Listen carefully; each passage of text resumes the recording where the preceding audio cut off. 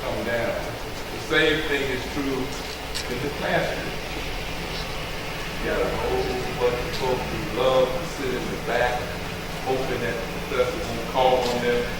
And then you have those who sit in the middle. And then those, many times, who think they're smart, they'll sit in the front. So I feel like with this prayer this morning, this is reminiscent of church and the classroom. Today is a very important day in the United States of America. After today, it is possible that the nominees for the Republican Party and the Democratic Party will be known based on who wins the majority of the states in what is called Super Tuesday. So it is very appropriate that as an institution of higher education that we have this forum today to talk about the democratic process and the importance of this election. The panel has already been introduced, so I won't have to do that, but I want to thank Ms. Rich, who just walked out. Somebody tell her I'm thanking her for helping with the logistics of this. And we want to begin by just making some introductory remarks. For those of you who've been to forums that I have sponsored before know that I always start out with basics. I don't assume that you know anything about what we're going to talk about, although I know you do. But just in case you don't, I want us all to start on a level playing field by understanding what the basic definitions of the terms are that we're going to discuss. So I want to start talking about the four basic elements of democracy. It is a political system choosing and replacing the government through free and fair elections. It demands, or at least it expects, active participation of the people as citizens in politics and civic life. And that's why it's so important for you, if you have not already made a commitment to be involved in politics and civic life, to do so. How many of you have voted?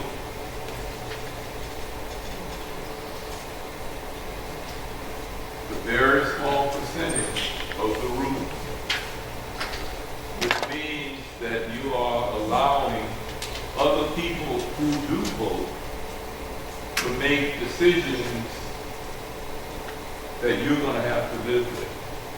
So if you haven't voted and you live in Chatham County and you are registered, let me ask another question. How many of you are registered to vote? Well, see, every hand, anybody here under 18? All right, so there should only be about 4 people, 5, 6, 7, but only a small number who are under 18, and the voting age is 18. So all of you who live in Chatham County, I'm encouraging you, if you have not voted before 7 p.m. today when the polls close, that you go and vote. If you don't vote, don't cry and complain when somebody is making decisions in an office that you should have had something to say about who sits in that office.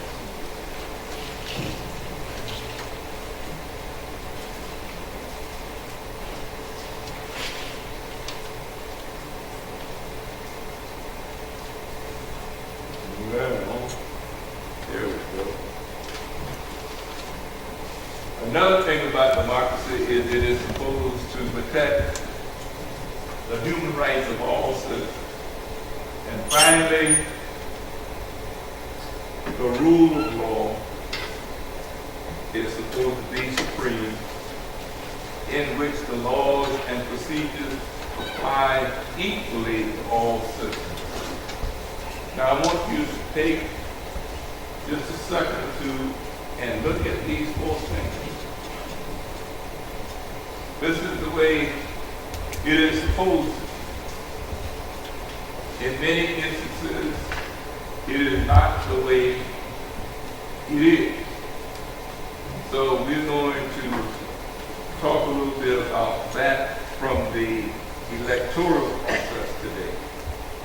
So our working definition of democracy today will be a system of government in which all people of the state or polity are involved in making decisions about its affairs, typically by voting to elect representatives to an assembly.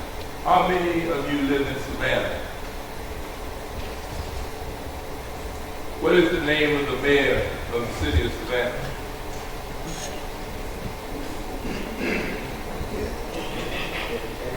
I'm not going to even ask you to name the council member. Who is the mayor of the city of Savannah? Yes, ma'am?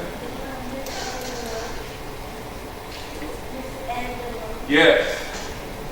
Mr. Eddie DeLoach took office in January of this year. Who knows the name of the governor of the state of Georgia? Stand up, sir.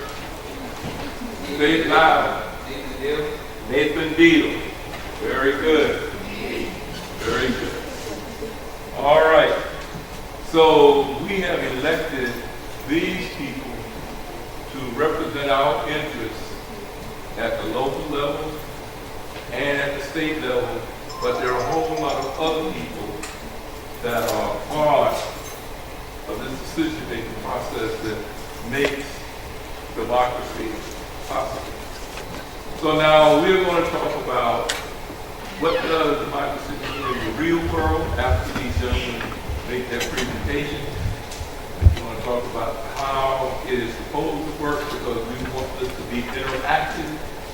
So I'm putting these questions out here so that as these gentlemen make their presentation, you can be thinking about democracy in America, the electoral process, and whether or not it's living up to all that it is supposed to do.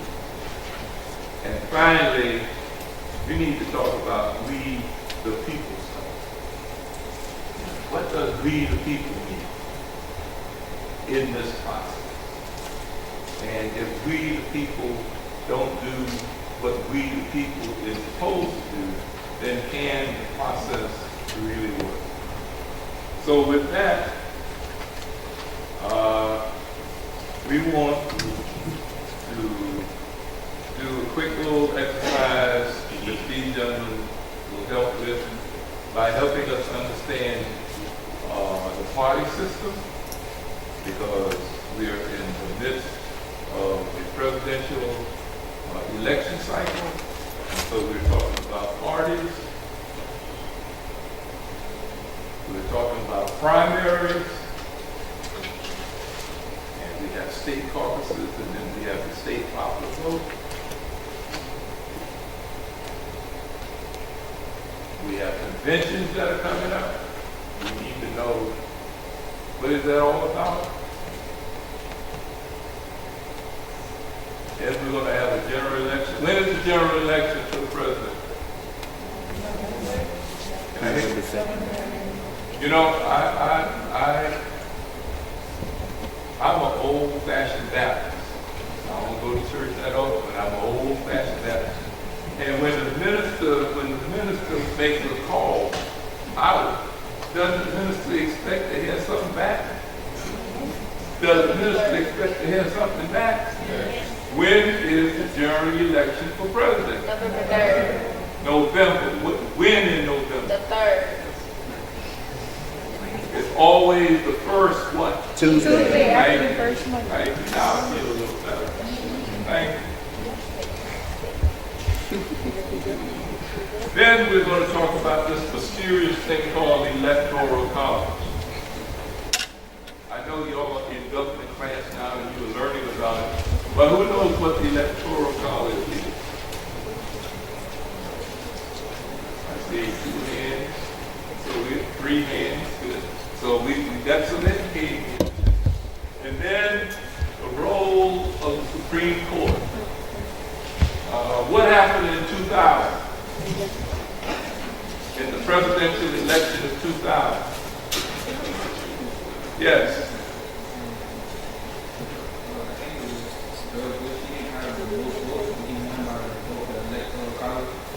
Who made that decision? No, sir.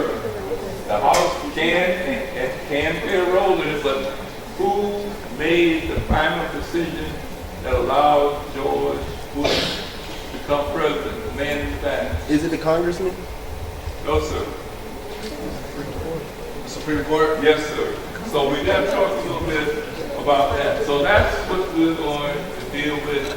And these men will come in their own way, and then I will come back afterwards, and we're going to talk a little bit about the we the people stuff. Are you we the people? Are y'all we the people? Yes.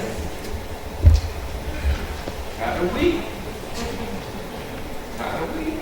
All right. Who's going to be first? Who wants to be first? All right, young man. You lead off. You're the future. Come on.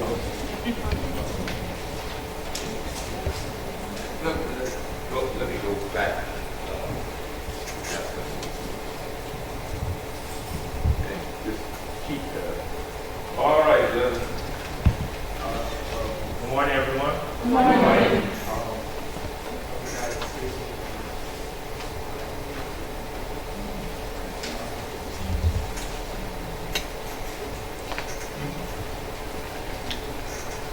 You just talk with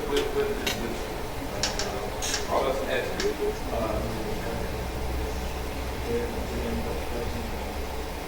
Whatever he asks you to do, that's what I want you to do, right? All right.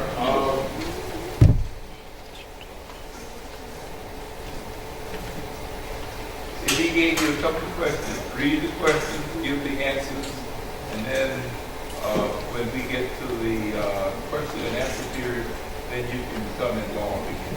Okay. All right. I guess I'll start with the first question. So does anyone know the difference between the electoral vote and the popular vote? I guess I'll say you right now. Well, I understand popular vote is actually what people vote. Right. At home, and electoral vote is actually representation vote. Whatever you're represented by, whatever you choose. Okay. All right. Is anybody else going to say this out? Popular vote is what the people vote, and the electoral vote is based on how many representatives that's in that particular state, and when people voted for that representative. So most bigger states, large states have more representatives than votes, so that's why the two of them. Right. All right. So yeah, basically what those two gentlemen said, they're 100% correct. So the biggest difference, and just how Sarah touched on that point earlier, is how can I put this? Electoral vote is well, I'll put it in terms of this. When you actually go to the polls and you're voting in a general election, you're not necessarily voting for a particular candidate. You're actually voting for the electoral to cast that vote for that candidate. So that's how you kind of get.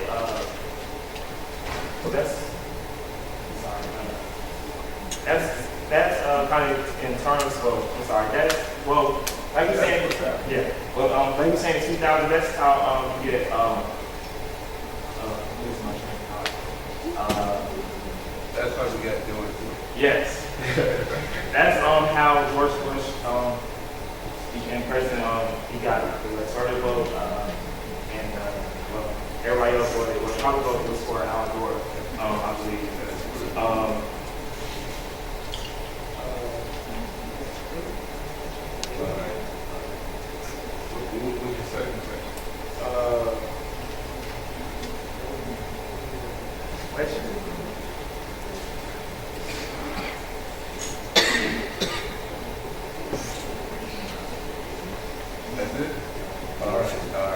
this is why we have to provide opportunities for young people to speak.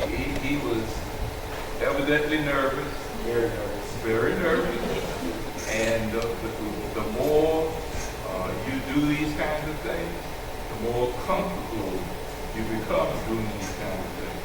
So we have to provide opportunities for our young people to be involved in things like this. Now, I believe he's going to be, he told me that he wants to be a state attorney general one day. And he's going to law school, and he's going to have to do plenty talking. And so, this is a good way. Okay. Chairman wanted to go last, so All I'll right. jump in next. All right.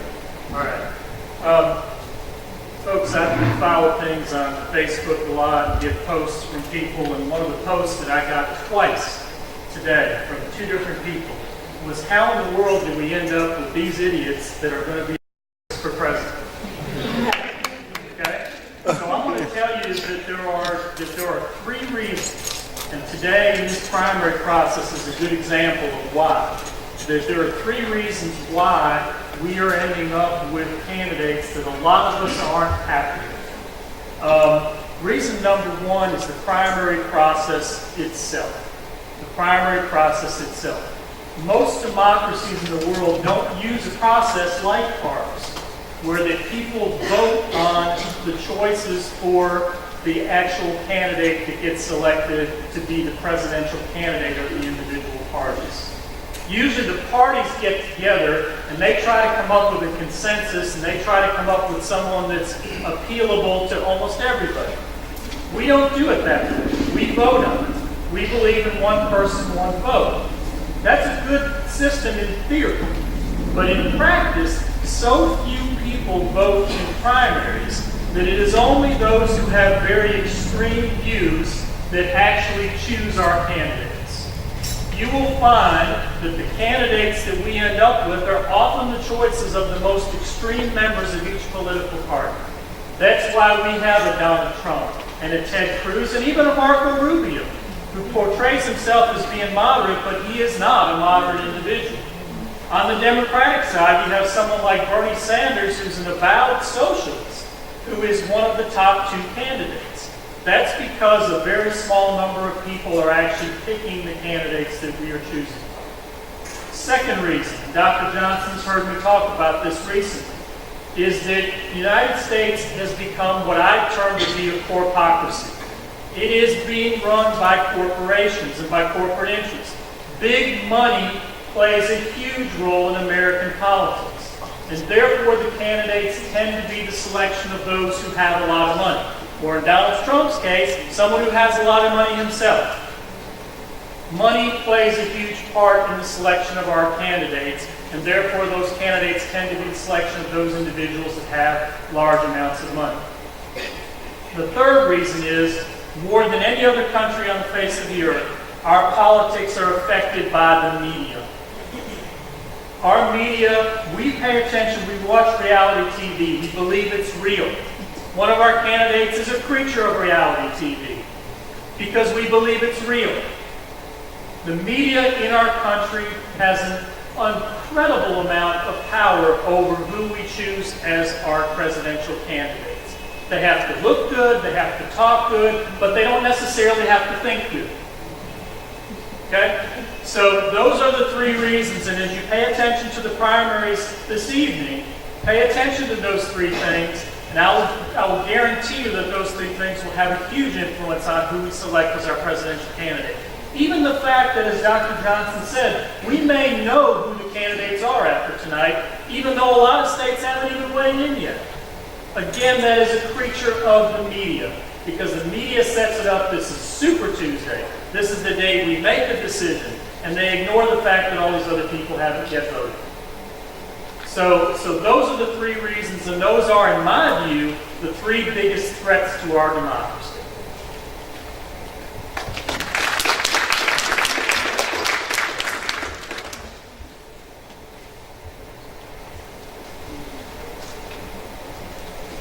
Good afternoon. I believe it is after 12 o'clock. Yeah. Not yet. Well, good morning.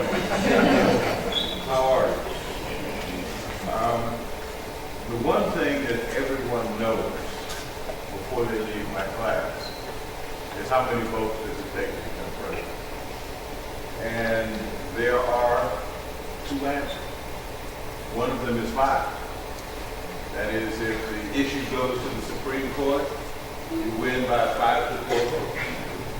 And so if you got 5 votes, as happened in 2000, then you can win because it has been kicked to the Supreme Court. The other answer is 207. And that is because there are 538 votes in the Electoral College. You do not become president by popular vote. You are in a republic. You win a state, and the electors in that state vote in the Electoral College. Therefore, and the way you get the number of electoral votes in each state is by adding the 2 senators in every state and the number of congressmen. And each congressman represents about 600,000 people. Now, what that means is California has 55 electoral votes. Texas has 38. New York has 29, as does Florida. And Illinois has 20. You gotta get to 270. It's about the numbers. How many states do you need to get to 270? Out of 50. Will somebody give me a guess? If I take the largest states and just stack them together, how many states do you think I have to win to become president of the United States? Out of 50. Anyone want to give me a guess? Yes, sir. 13.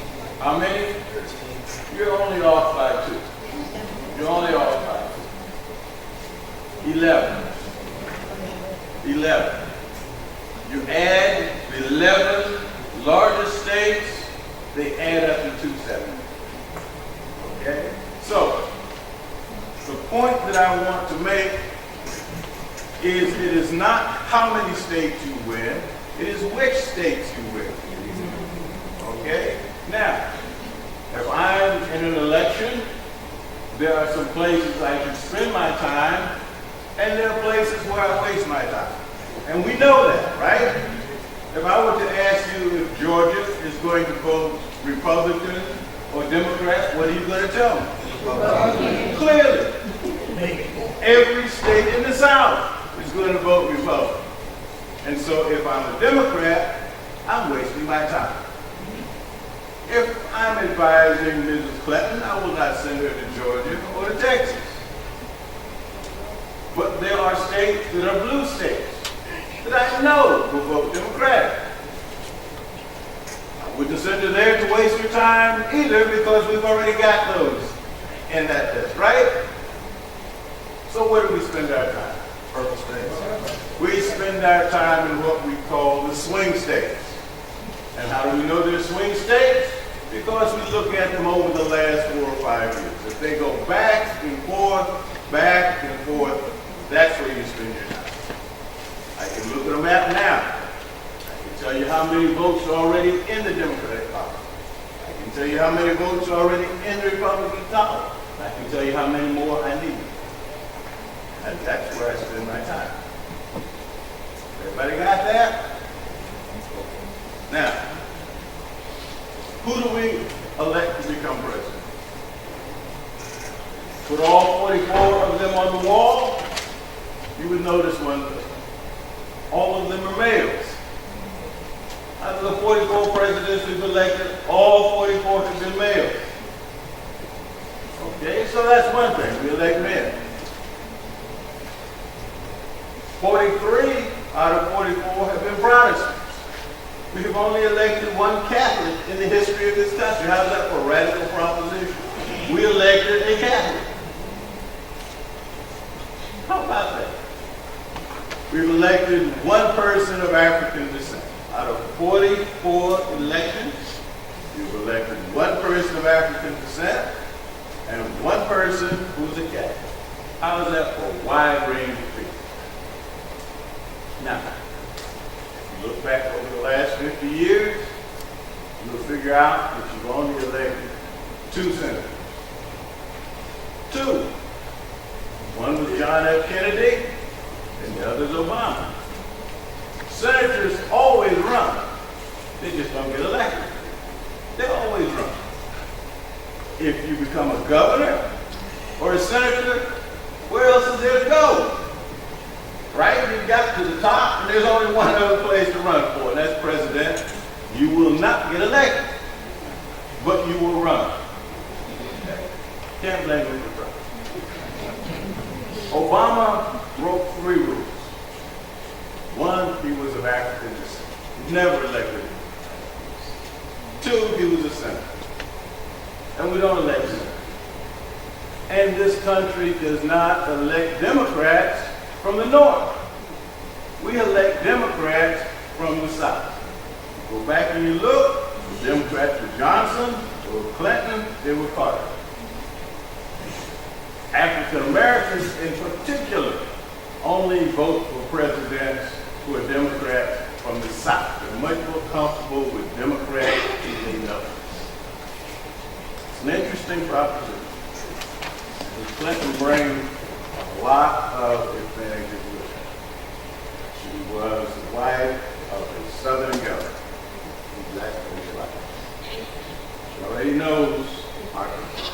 Now, one of the things you may not have noticed is that Mr. Sanders and Mrs. Clinton, when they come south, because they do need the votes of this community to get through the primaries and the caucuses, you probably have not been taking note of where they have been speaking.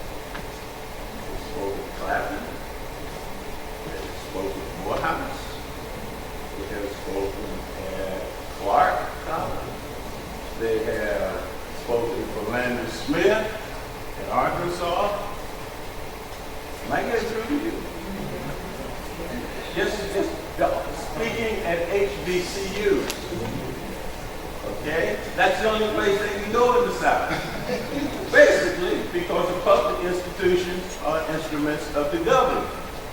And you have Republican government. But black private colleges are places where people go. And so, when Mr. Clyburn met with Mrs. Clinton in Charleston, she asked for his vote. He said the one thing you're going to have to promise is to take care of HBCUs. I'm not telling you what I'm guessing. I talked to him on Saturday. I asked him that question in particular. And he said she has made a significant commitment. If she gets elected, she understands how important these institutions are to the African community. And she will stand with it. There are a couple of things that are important. Whoever gets elected in this election, unless something complicated happens, but if any of the 5 candidates who seem to be viable at this time, Mr. Sanders, Ms. Clinton, and the Democratic side, Mr. Trump, Mr. Cruz, what's the called name for Rubio? Mr. Rubio. If any of them get elected, you will have made history. Because you elected Ms. Clinton, you will have elected a woman. Mr. Sanders is elected, you will have elected someone of the Jewish religion for the first time in history. If you elect either Rubio or Cruz for the first time in history, you will have elected someone of Latino descent. And I can't remember any time, I'm not sure what to call it, but I don't believe we've ever elected anybody who is a reality show star in the United States. So we're going to make history if any of those 5 are elected. Now, what is the likelihood? I'll spend a minute on the likelihood of their getting elected, and then I will move on to the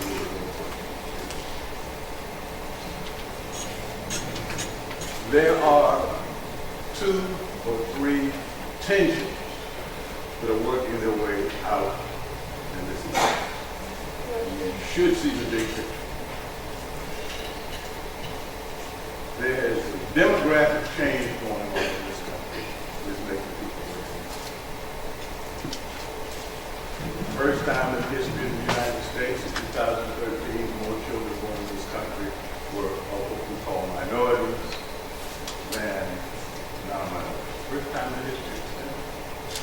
2014, the Census Department told us more children in public schools were non-white. It tells you that in the year 2018, most Americans age 18 and below will be non-white. If you try to focus on 2040, but if you're a college, you're recruiting from 18 and below. And so the revolution is here in 2018. What does that do? What does that set up? The other huge demographic change in this country is that the population is getting older. And it has a commitment, a claim on Social Security. Now, you're asking people in a country where the budget is tight to either put money in Social Security where their parents are going, or to put it in schools where those kids do not look like their kids. That is the tension that is working its way out in this election. People don't call it that way, but that is the tension. Now, if you are in the middle class, in 2011 or 2007, all that money you had saved up in that house, that equity, went out the window. Jobs are coming back, but they're not the jobs that left. You spent 10, 15 years in mines, in factories, jobs that are coming back, financial services, working with computers. If you spent 20 or 30 years of your life doing what you were supposed to do, and now the jobs that are coming back, you're totally unqualified. You feel squeezed, and you feel angry. And you see that working its way out. Now, there are two explanations for what's going on, and whether you're voting for Sanders or for Trump, I can explain the difference. Trump's position is the reason you're being squeezed and the reason things are not working out is because they are taking your jobs. Mexicans are coming across the border, the Chinese are stealing your jobs, you're buying Japanese television. That's what's happened to your job. And you need to get on top of them, figure out how to get them under control. The Muslims are coming to get you. Okay? That's one explanation. So if you believe that, you vote for Trump. The other explanation is the economy is rigged. A bunch of guys sitting up in New York who run the economy. When the money's coming back, they're getting, you're not going to get it. Their solution to the problem is cut Social Security. We're really short on money. Cut the Social Security, not cut their profits. If you believe that, you vote for Sanders. Finally, this is about the big ball. This is the big ball. This is a historic election. I'll tell you why that is. If the Republicans win this race, the presidential race, hold on to the Senate, where they have majority, and they hold on to the House, and they don't vote for a Supreme Court justice between now and the election, then that means that the Republicans will control the presidency, both houses of Congress, and the Supreme Court. It will fall on a whole ball of wax. You understand what I'm saying? Now, if you're on the Democratic side, and you have a strong candidate for president who runs and wins, he or she may have coattails so that you can flip the Senate. When you go out to vote for the president, you also pull a lever for the Senate and for the mayor or the governor, whoever's on the ticket. So, if you have a strong candidate for the presidency on the Democratic side, then you get the presidency, you may get the Senate, where all you need is to flip 6 of the 16 or the 33 that's running, you need to flip 6.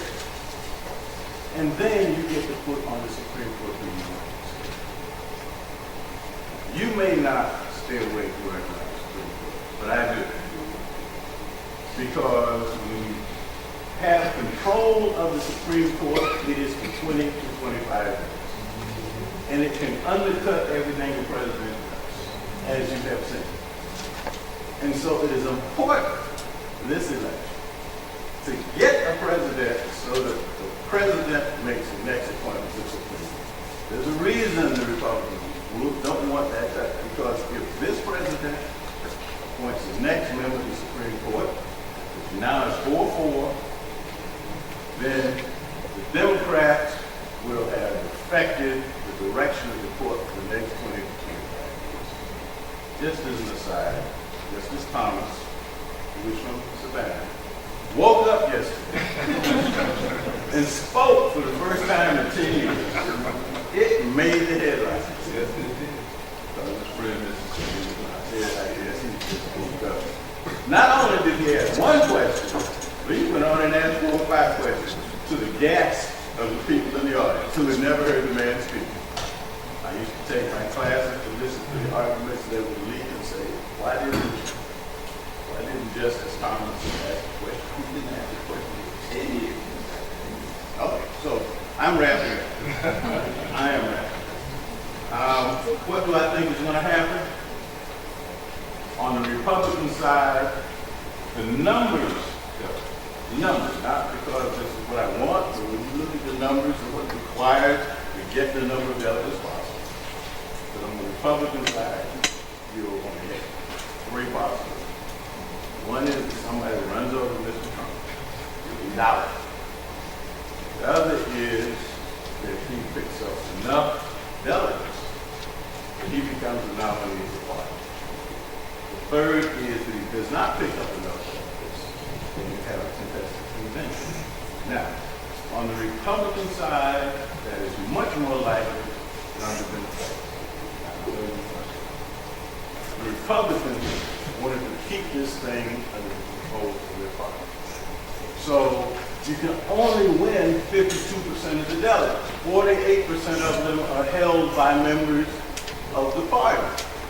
So you have to win almost all of the delegates before you get to Cleveland if you want to have the delegates. The only question is, Mr. Trump is way out front and has a huge lead. Does the party dare reject the person that was picked by their base? I think they will, because if Mr. Trump runs at the top of that party, there will be chaos down there. I mean, the senators and the Congress, they will pay a heavy price. On the other side, take a note. In 2008, it was the African American voters in South Carolina who picked president.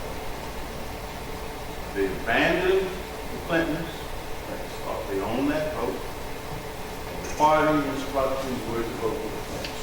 The African American population in South Carolina decided, because this guy had won Iowa, he came in close second in New Hampshire, they were going to take a chance on him, and it was because of their vote in South Carolina that he was catapulted into the primary. The same thing that just happened with Mrs. Clinton. Her firewall was the African American vote in South Carolina. And because there are 4 or 5 states in the South that are voting, and all of them have over 20% African American population, and they make up 50% or more of the Democratic Party in their state, Alabama, Georgia, Louisiana, they will deliver those states. The only place really that Mr. Sanders can compete is in the middle of the country and in the north. Unfortunately, it will be true. So, my prediction is that as of tonight, we will find Mrs. Clinton well out of front of Mr. Sanders, and we will find Mr. Trump well out in front of Mr. My final comment about Mr. Sanders is he has already won. He never believed he could beat Clinton. I never believed he could beat Clinton. But what he wanted to do was to make sure the Democratic Party did not move too far to the right. And because he has received such support, he has forced the conversation to the left. So I am more comfortable with that. So thank you all. All right.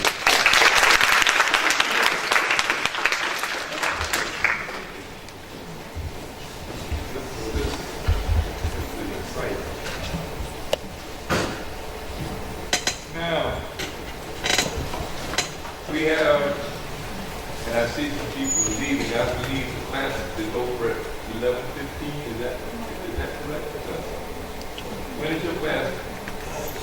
12:15. So I don't expect everybody to start getting up and leaving, because if you're in a class, you're supposed to be in class until 12:15. Is that right? Is that right? Yes. Oh, thank you so much. All right.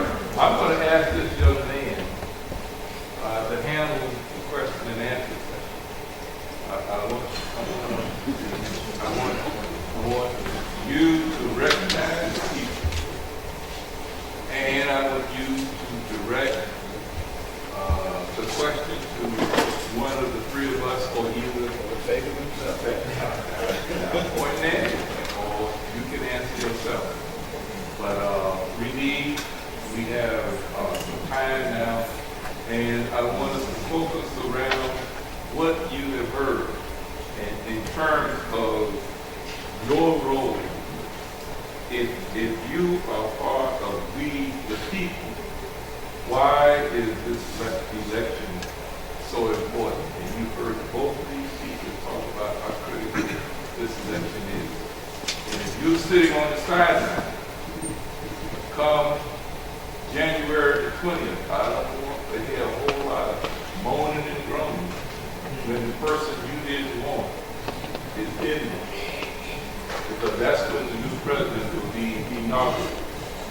All right, Mr. English, you got it. All right. All right. All right, ladies and gentlemen. Okay, so the first question is, why is the upcoming presidential election so pivotal to the future of the United States? Somebody want to take a shot at that? Somebody have any comments first?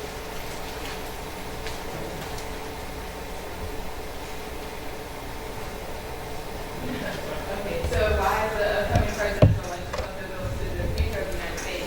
I would say that the upcoming presidential election is so pivotal to the United States because there's a lot going on. You see that Justice Scalia, he just passed away recently, and so there is an open seat in the Supreme Court. Also, you also have the Senate, which is also they're also being reelected at this time, and some of the members, you have the House and you have the Senate as well that are up for reelection, and then you have presidential election, and everything is so. Well, everything's so up in the air right now, and you really don't know which direction America is trying to go in. You have these presidents, or these candidates running for president who are geared towards change in their party, and then you also have some that are geared towards continuity. As Mr. Hollis stated before, you have Hillary Clinton, who is for continuity within the Democratic Party, and then you also have Bernie Sanders, who is for change, and it's really showing the dynamics of how America wants to change, and that's why this presidential election is so pivotal.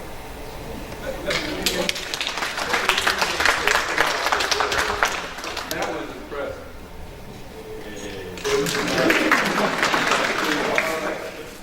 But the thing I want to point out, in addition to the content, was that she restated the question, and then she began to answer the question.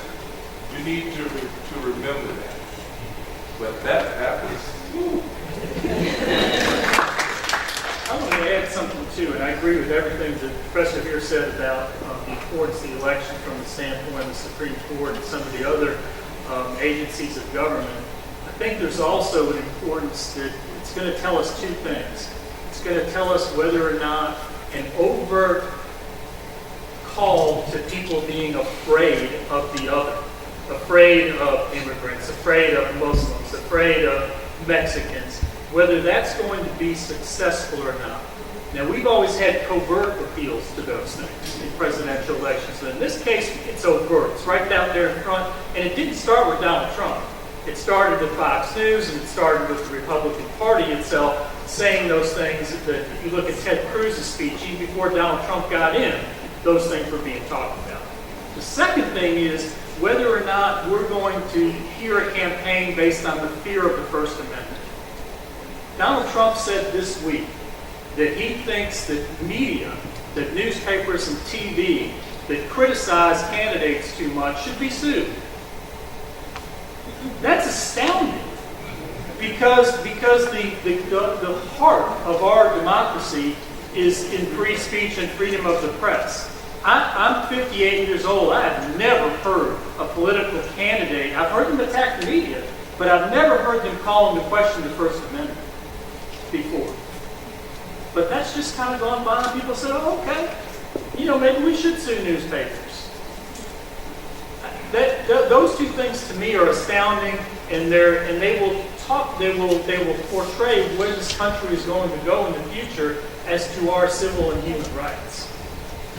I would just add to that you have several candidates who obviously have not taken the time to read the Constitution. If they did, they wouldn't be talking about cutting back on free speech, which is in Article 1. And clearly in Article 4, it says, there shall never be a religious text to hold office in the United States. And yet we hear people trying to ban people based on their religion. All they have to do is to pick up the Constitution. I am astounded that people are running for the leadership of this country who have not taken the time to sit down and read the Constitution and don't see that. That's incredible. Dr. Mongan, thanks, Pamela, for a fascinating talk. And at a critical time like this, it's really important, and especially for the students who are here today. I just want to make a comment about the importance of this election from a foreign policy perspective. The United States is a global leader. There was a time when you had the Soviet Union and the United States as the two superpowers, each one fighting for supremacy. But now you have what we call a unipolar world, meaning that the United States is the central power in the world. What does that mean? That whatever happens in the United States has an impact globally. The world is looking up to the United States, not only for leadership, but also for the example of how things should be done. You've heard of the United States going around talking about the need for democracy and changing societies in the name of democratization. So if you read the papers, and please do so around the world, there are some of them free online, hear what people are saying about the United States. I was looking at the German newspaper this morning, and Trump is on one of the papers, but they're scared in Germany because in the 1930s, somebody came along called Adolf Hitler, who was saying the same thing we're hearing today. So it is very important for you, for students, to begin to look at history, read the history, and see some of the parallels that, they say history repeats itself if we don't pay attention. So that's why this election is very important from a foreign policy perspective, and for the role that the United States is called upon to play, and for the role that you, as the leaders tomorrow, will be playing. So it is doubly important in that respect for you to pay attention. And not only for this election, but for foreign affairs. And just on the side note, you know that most of the American leaders in diplomacy, the majority of them, just like the majority of the presidents, the 44 presidents we have, have often been white men. We don't have enough ambassadors or senior diplomats who are of color. And you will be the ones to make that change. So begin to think of the world beyond here and take responsibility in finding those positions that will give you leadership, not only at home, but abroad as well. Thank you.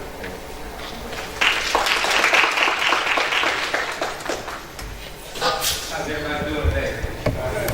I walked in on the tail end of the presentation, but I've seen this conversation, national conversation, but I want you to bring it closer to your local level politics.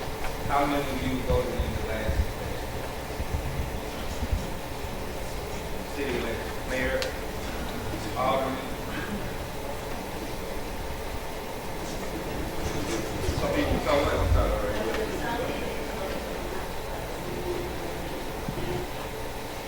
Dr. Johnson, could you answer that? What was the question? She said some people were told that they couldn't vote because they were residents on campus. Right. I've heard that too. Were they registered in the city of Savannah? Now, let me explain to you.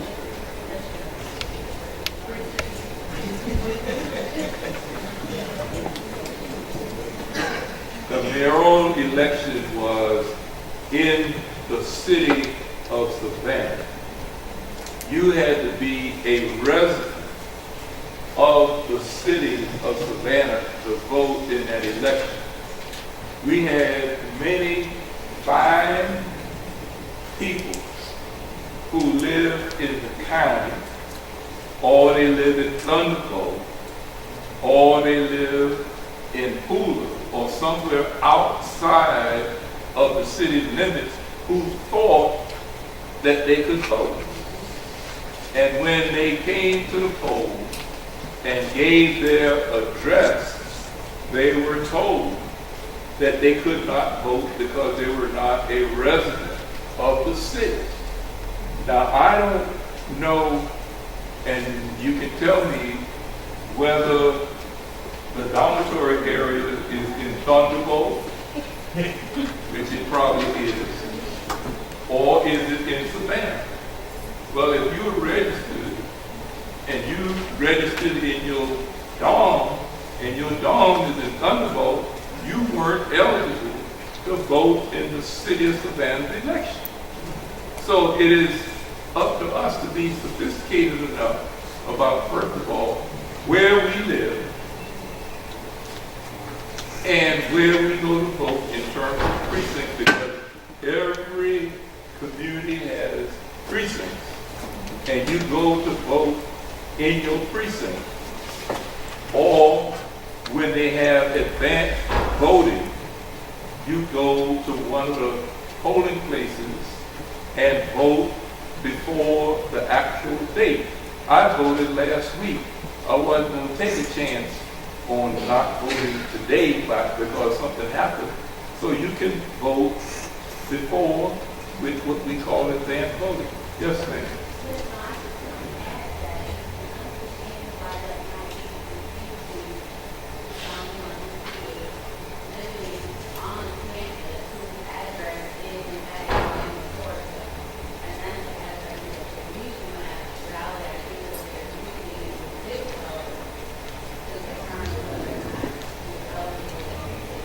Well, then that's a challenge for the leadership on this institution to help our students understand, first of all, if they want to vote locally, if they're registered in their home county, they've got to change that in order to be able to vote in Chatham County. If they are living on this campus, the majority of this campus is in Thunderbolt. Okay? So we need somebody, political science folks, to go to the Board of Elections and find out how students on this campus can vote, and then educate these students so that they're capable of voting when they want. You cannot vote here and then vote in your hometown if it's in Dublin or Atlanta. You must change it. If you don't change, you can't vote. But those of you who have changed, then we need to help you find out where you can vote, so that there won't be this confusion.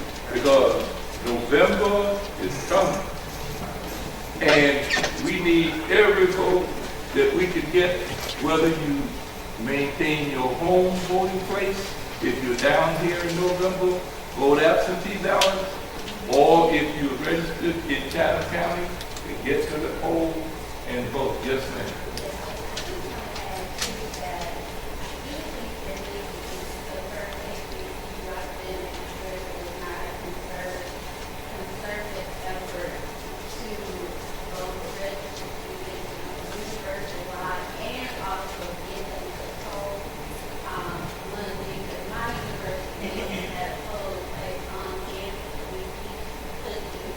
used to have one in the NROTC building. But I want, the important thing is that, when I first came here, you were gearing up for the second, I believe, Obama election. 2012. Re-election, yes. And, I was trying to educate my students on the fact that we haven't, because I was in my five, wearing government classes, and I was trying to educate my students on registered vote, absentee ballot voting, and I actually got called by student affairs, really, I consider it called to purpose, because I was advocating for my students when they need to do for to vote. I guess a parent called and complained that I was talking about voting. And so I was told then that student affairs, usually handle the process of voter registration, get out the votes, what have you. All right. But that has not happened. All right. We, The last two times we made, yeah, the last time that any message was sent out on this campus about, in 2014, 12, let Ms. Rich respond.